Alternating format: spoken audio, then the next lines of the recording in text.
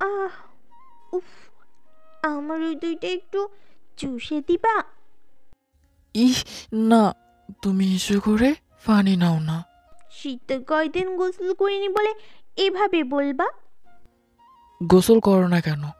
এক্ষুনি গোসল করতে যাব। আদর করো।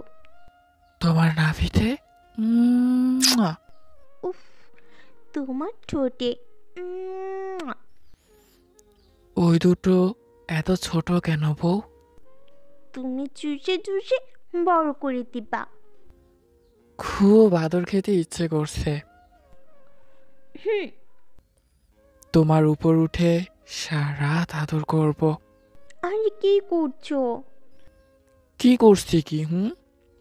সব কিছুতেই তোমার তার আছে। আমি কি তাড়াহুড়ো করেছিলাম? আর আমার কথা শোনো, তুমি আমাকে বলবে আমাকে ফোন করতে তোমার ভালো লাগে না। আমার মনে হয় আমি এখন কিছুই শুনবো না। আমাকে আদর করা হবে। হুম, আমি দিব। আগে মাঝরাতে ঘুম থেকে উঠে আল্লাহর শুকরিয়া আদায় করতাম। সুবহান আল্লাহ, আলহামদুলিল্লাহ, লা ইলাহা ইল্লাল্লাহু, আল্লাহু আকবার, ইয়া আরহামার রাহিমিন। হয়েছে, হয়েও গেছে। এখন শুরু করা যাক। হুম, কিন্তু তার আগে তোমাকে নামাজ পড়তে হবে। আমার সাথে পড়ো। আদর করব, আবার দোয়াও করব।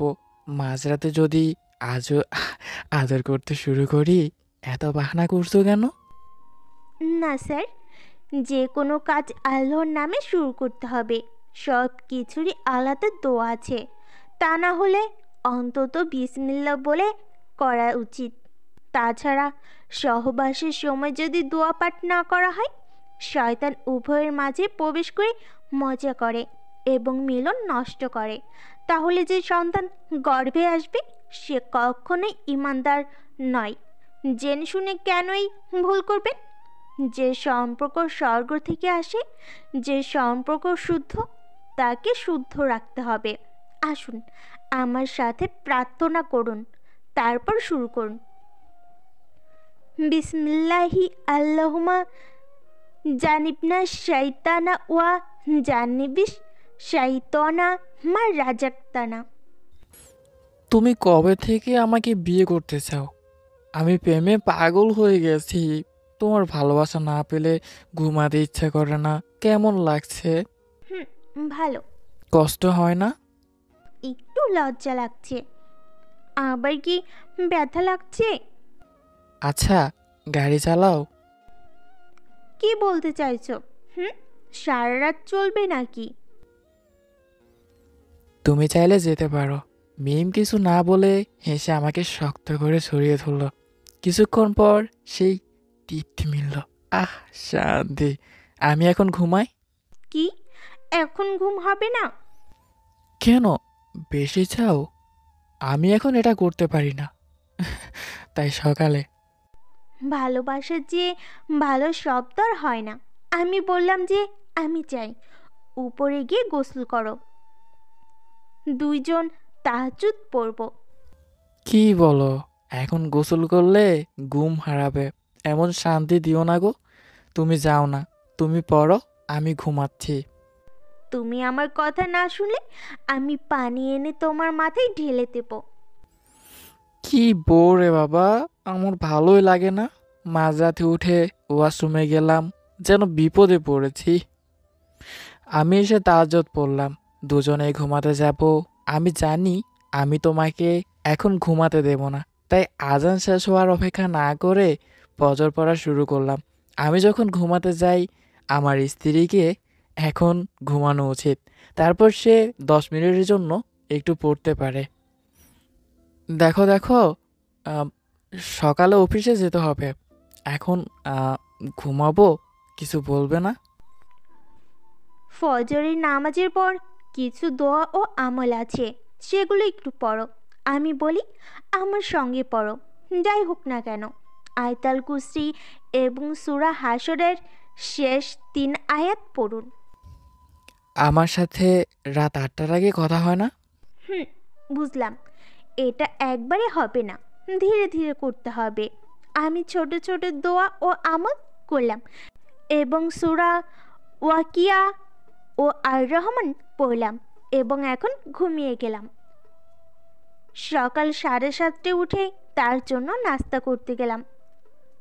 8টার দিকে অ্যালার্ম বেজে উঠল। আবিরকে ডাকতে এসে আমাকে বিছানায় নিয়ে যায়। আমি কি করছি? সকাল হয়ে গেছে। ঘুম থেকে না জেগে দুষ্টামি করছেন। ঘুম থেকে উঠে দোয়া করবেন। আমি অনুশীলন করতে ভুলে গেছি। আমার সাথে বলুন, আলহামদুলিল্লাহি লিল্লাজি আহিয়ানা বাদামা আমাতানা ওয়া ইলাইহিন নশুর। আহ, তা হাত ধরলে কি খাওয়াবে? হ্যাঁ, না, খাবারের আগে দোয়া না থাকলে খাবারের আগে বিসমিল্লাহি আলা বারকাতুল্লাহ এবং খাওয়ার পর আলহামদুলিল্লাহ পড়ুন। শুনে দুঃখিত। আসলে আমি অনুশীলন না করে সব করতে পারতাম এবং সব প্রার্থনা ভুলে গিয়েছিলাম। তুমি শেখাও, আমি শিখব। হুম, তাই দিতে হবে। আচ্ছা, তাহলে আসো। সাবধানে, কপালে একটা চুমু দিয়ে চলে যাবে। তারপর মিমি ওর 2 হাত ধরে বসলো। আমি বললাম, কি হয়েছে সোনা, আমাকে কিছু বলবে? ঘর থেকে বের হওয়ার সময় আয়তাল কুরসি ও বাইরে দোয়া পাঠ করা উচিত। তারপর বাইরে কোনো বিপদ ঘটলে আল্লাহ তাকে তা থেকে রক্ষা করবেন। পড়ুন, বিসমিল্লাহি তাওয়াক্কালতু আলাইহি লা হাওলা ওয়ালা কুওয়াতা ইল্লা বিল্লাহ। চলো, আল্লাহ হাফেজ। ফি আমানিল্লাহ। আবির ফোন দিল 2:30টার দিকে। কি করিস সুইটহার্ট? হুম। আসসালামু আলাইকুম। আমি নামাজ পড়লাম। আপনি পড়েছেন? ওয়ালাইকুম আসসালাম। আমি পড়েছি। আমাকে আবার হ্যালো বলতে হবে? সব মানুষকে সালাম না করতে বলা হয়েছে কোথায়? সালাম মানে শান্তি। যখন দুই ব্যক্তি শুভেচ্ছা বিনিময় করে তাদের মধ্যে শান্তি প্রবাহিত হয়। তাই সব সময় ছোট বড় সবাইকে সালাম করুন। হুম। কি কি রান্না করছো? আজ তাড়াতাড়ি চলে যাব। আমি রান্না করছি, তোমাকে বলবো না। চলো, সমস্যা নেই। গাড়িতে ওঠার আগে এই দোয়াটি পাঠ করুন। সুবহানাল্লাজি সাক্ষারা লানা হাজা ওয়ামা কুন্নাল্লাহু মুকবারিহিনিন ওয়া ইন্না ইলা রাব্বিনা লামুন কালিবুন। নেভিগেশন চলাকালীন বিসমিল্লাহি মাজরিহা ওয়া মুরসাহা ইন্না রাব্বিলা গাফুরুর রহিম। আল্লাহ হাফিজ। রাখি। বিকাল 5টায় আবির এসে আমি এসে কলিং বেল বাজাতেই, কে? আমি যাচ্ছি প্রিয়। আসসালামু আলাইকুম। কি হয়েছে? আমি ক্লান্ত। ঘরে নক করার দোয়া পাঠ করুন।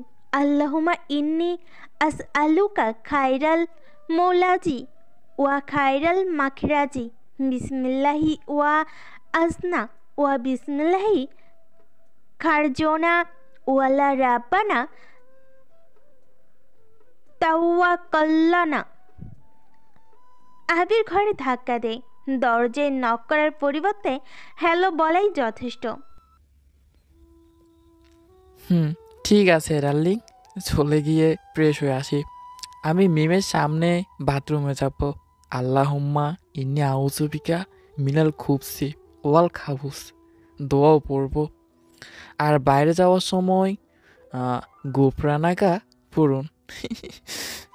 আমার বউ বলল, আচ্ছা যাও, কিছু খেতে দাও। বাইরে এসে দেখলাম আমার প্রিয়তমা খাবার তৈরি করছে। আমিও খেতে যাচ্ছি। না, নিও না, আমি এখনো রেডি নই। গিয়ে আসরের নামাজ পড়ো, আমি বারান্দায় সব নিয়ে আসবো। আহ, গরম গরম। বেলপুরি সেই কি টেস্ট। সাথে সুজির রসভরি। কোনটা রাখবেন আর কোনটা খাবেন? আমরা একসাথে খাচ্ছি আর মজা করছি। সন্ধ্যায় নামাজের আজান এলো, মসজিদে গেলাম। বাসায় এসে শুনলাম মিম আবৃত্তি করছে। সে আসলে সুন্দর আবৃত্তি করে। হয়তো জীবনে ভালো কিছু শুরু করেছিলাম, যার জন্য এত ভালো কিছু, মানে এত ভালো একটা জীবনসঙ্গী পেয়েছি।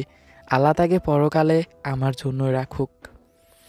আমি বিছানায় বসে আছি, মিম যে দোয়াটি পড়ছে সে সময়ও সব সময় তা পাঠ করছে। শেষে নামাজ পড়লেন। অনেকক্ষণ পর নামাজ শেষ করে আমার পাশে বসলেন। আমার শরীরে একটা চুমু দিয়ে আমাকে জড়িয়ে ধরল। আমার আজকে কি ব্যাপার? আমাকে কেন মেরেছিলে? তুমি কি জানো বশীকরণের জন্য দোয়া করতে হয়, নাকি আমাকে মারলে যাতে আমি আর বিয়ে না করি? যা ফাজিল ছেলে, আমি আপনাকে জিজ্ঞাসা করব কেন? আপনি ছোট ছোট নামাজের পর দোয়ার অভ্যাস করেন না, যা ফজর এবং মাগরিবের নামাজে পড়ে পড়তে হয়। তাই আমি আপনাকে একটি দোয়া দিলাম, যাতে আপনিও আমার নামাজ পড়তে পারেন। হুম, বুঝলাম। নামাজের সময় এত দোয়া করলে কেন?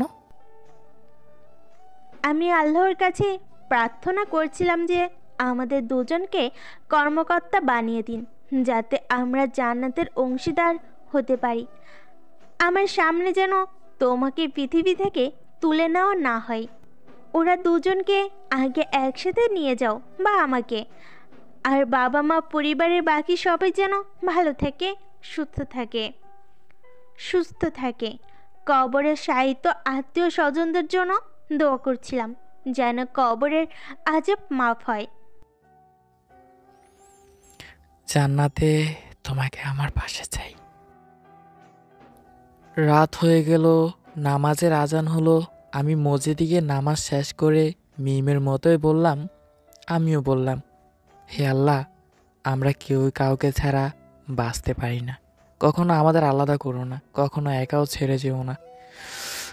যখন আমি মারা যাই বা ও মারা যায়, একসময় তাদের মানে আমাদের উভয় দিয়েন, আমাদের একত্রে জান্নাতের অংশীদার করুন। বাসায় ফিরে দেখি মিম খাবার তৈরি করছে। আমি খেতে বসলাম এবং মিমকে বললাম যে নবী সুন্নত যে তার স্ত্রীকে খাইয়েছে, আমি আজ তোমাকে খাওয়াবো। মিম একটা হৃদয় ক্রাঙ্গি মিষ্টি হাসি দিল। খাওয়া শেষে আমরা দুজনে ব্রাশ করে উজু করে শুতে গেলাম। ঘুমানোর আগে কিছু অভ্যাস আছে, যেগুলো করলে দুষ্ট জিন বা শয়তান আপনার ঘুমের মধ্যে আক্রমণ বা বিরক্ত করতে পারবে না। এবার উত্তর দিকে মাথা রেখে ডান দিকে ঘুরুন এবং হাতের নিচে মাথা রেখে আরবি হা ও মিমের মতো আকৃতি পা একসাথে রেখে মধ্যের মতো ঘুমান। দুজনেই এভাবে ঘুমিয়ে পড়ল। কিছুক্ষণ পর এই কাজগুলো দুজনের নিত্যদিনের রুটিনের পরিণত হলো। দুজনেই খুব আমলা হয়ে উঠে। একইভাবে তারা আবার ঘুমিয়ে পড়ল। কিন্তু সকালে দুজনেই কেউই ঘুম থেকে উঠল না। কিছু পড়ার পরই মাইক্রোফোনে ঘোষণা করলো তারা মারা গেছে। ঘর ভর্তি মানুষ, প্রিয়জন কাঁদছিল। গোসল করানো হয়, জানাজা হয় এবং অবশেষে যথারীতি চলে গেল। অন্ধকার কবরে দুই ঘরে শুয়েছিল দুজনে। হঠাৎ কবরের একটা সুড়ঙ্গ তৈরি হলো। দুজনকে জাগিয়ে একসাথে বেহেশতে পাঠানো হলো। আল্লাহ তাদের দীর্ঘ কর্মে সন্তুষ্ট হয়ে তাদের কবরে আযাব মাফ করে জান্নাতবাসী করেছেন। আলহামদুলিল্লাহ।